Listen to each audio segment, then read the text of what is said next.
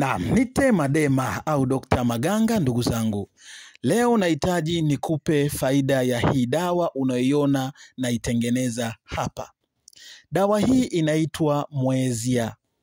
Ni miongoni mwa dawa kubwa zinazopatikana Unyanyembe, Tabora. Dawa hii ina faida kubwa sana. Ni dawa yenye sifa kubwa sana. Ni dawa nzuri. Ni dawa ya mvuto. Ni dawa ya baraka, ni dawa ya kusafisha nyota, kuondoa nuksi na mikosi. Hii dawa inatumika sana kwa niaba ya kuwaosha watu katika masuala ya riziki, kuwaosha watu wanaohitaji kuoa au kuolewa. Unapitia changamoto kupata mchumba. Wachumba hawapatikani, umekuwa ni mtu wa kukataliwa. Unaitumia hii dawa, inakwenda kukuosha, kukuondolea huo mkosi. Ulikuwa huna tabia ya kudumu kwenye mahusiano. Yaani mahusiano yako yanakuwa ni ya shida kila mara.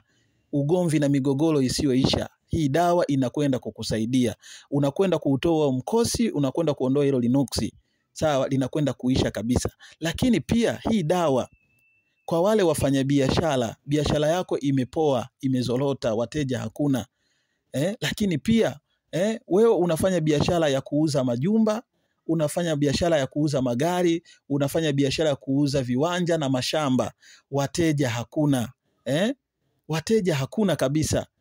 Sasa unachotakiwa kukifanya, tafuta dawa hii ya Mwezia.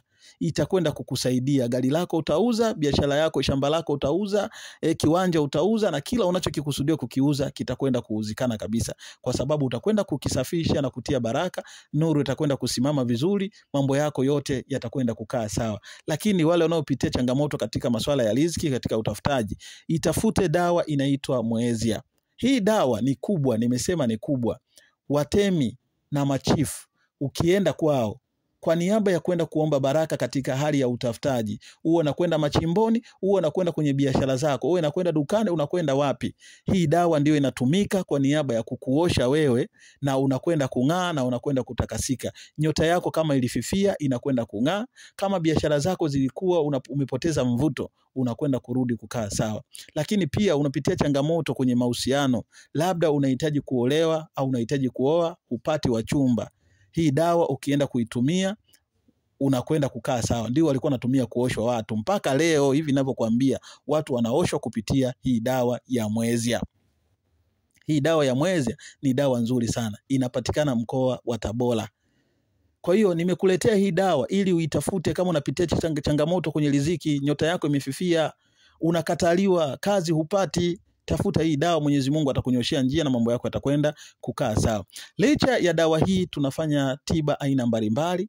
Tunatoa dawa za matibabu, yani ya magonjwa tofauti tofauti.